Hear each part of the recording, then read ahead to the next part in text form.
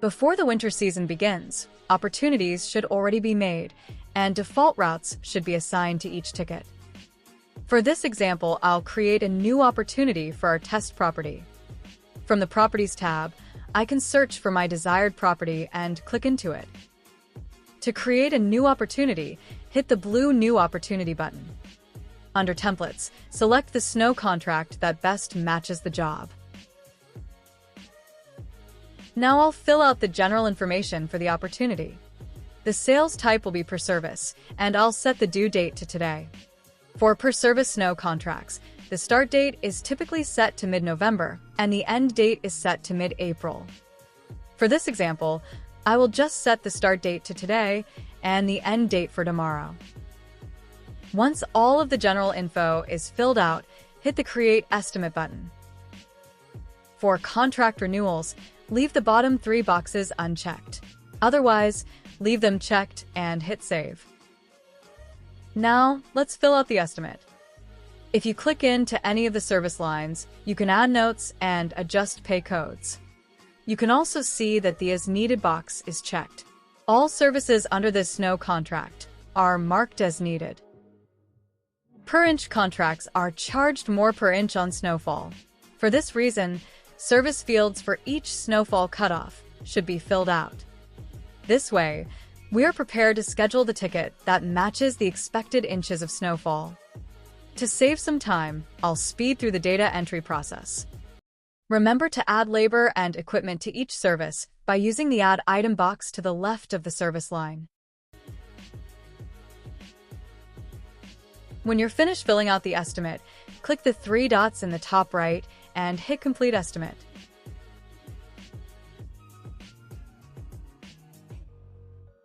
After completing the estimate, it goes to the division head for approval. Once the estimate is approved, the job is sent to B1. Now, let's move on to what happens when there is a threat of a snowstorm. WeatherWorks is the service we use to alert us about upcoming storms and calculate the amount of snowfall per storm. When a snowstorm is coming, supervisors will receive an email alert and should then inform their crew, as well as subs they manage, to expect snow. From the WeatherWorks homepage, hit the green button under Weather Web page to open up the storm map. From here, you can see all of the regions we manage.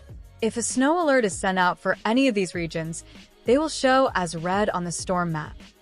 Any supervisors who manage the work for those regions will receive an email alert in advance to prepare for snow.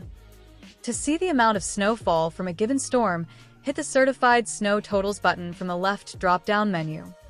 From here, you can use the calendar to select a date, then search for the affected zip code to see how many inches of snow they got.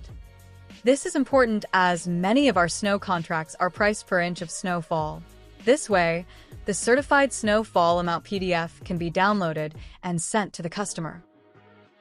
Now, let's move on to scheduling. Let's say I got an alert from WeatherWorks that a snowstorm is coming. We can go to the schedule board to schedule the appropriate tickets. Per service snow tickets are scheduled as an event. Hit the 3 dots in the top right and hit Schedule Event. I'll apply a filter to this list to make it show only work tickets with the start date of today. Let's say we're expecting a light amount of snowfall. I'll select the driveway and walkway clearing tickets for this property for 0 to 2 inches of snowfall. Hit Bulk Actions to assign default routes and sequence numbers to the tickets. Default route should have been set prior, but it can be done here if needed. The lower the sequence number, the higher priority the job. You can also add multiple routes to a job if it requires a lot of work. Hit Save when finished. To schedule these visits, select your desired tickets. Then, under Bulk Actions, hit Create/Schedule Visits. I'll select the visit date for today. A route can also be added from here if a default route was never made. Hit Save to schedule the visits. Now, let's check the schedule board to ensure our tickets have been scheduled. We can see that our driveway and walkway snow removal tickets have been scheduled under Sean's route for today. Now that the tickets are scheduled, let's log into Crew Mobile and get to work. When clocking into snow tickets, make sure that snow mode is enabled by using the bottom slider. This will make it so Crew Mobile only shows routes and tickets for snow. Once logged in, hit Clock In, then Schedule. Navigate to your route from the top left drop-down menu, then click into your desired ticket. For this example, I'll choose the walkway clearing. Hit Start to begin work. For snow tickets, after beginning work, crew members can be assigned equipment. Let's say Eric is using the snow plow with operator. Then hit Start Work to begin. The crew leader can also use the bottom buttons to start or stop work for the whole crew. Snow tickets function the same way as green season tickets. From the main screen, you can see the visit checklist, open issues, and visit notes. Make sure to upload pictures of the finished work by hitting the gray picture button.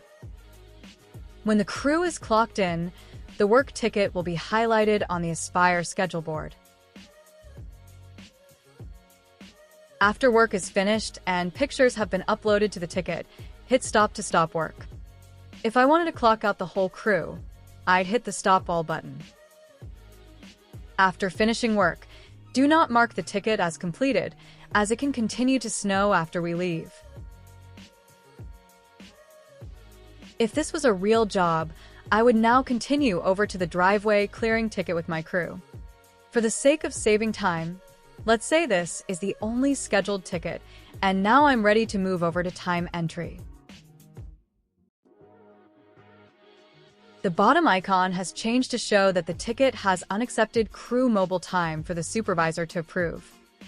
Let's say that I am the supervisor and I'm ready to accept time entry for this job. Right-click the ticket on the schedule board and hit Open Time Entry. In the top right, we can see the clock time and work time for each of our crew members. On the left, we can see our clock times along with icons that show if the crew members were clocked in at the job site. These icons would appear red if I tried clocking in at home, for example. Clock time can be manually adjusted from time entry. When adjusting time manually, be mindful that clock time is entered in military time. For example, 1 p.m. would be entered as 1300 hours. To apply clock time to crew members, select the rectangles under their names for each clock time respectively. Under Direct Job Time, we can see the time point 2 hours of time I worked with the snow plow included. If any time or equipment needs to be added after the job is finished, they can be added by hitting the gray dots to the right of your desired ticket. Equipment can be added for materials. Once you've made sure that all of the entered information is correct, hit Save in the top right. Once time entry has been completed and approved by the supervisor, the workflow continues to billing so they can create and send out an invoice to the customer. Congratulations! You now know how the process for creating, scheduling, and completing snow tickets works in Aspire. Thanks for listening. Keep following these courses for more helpful Aspire guides.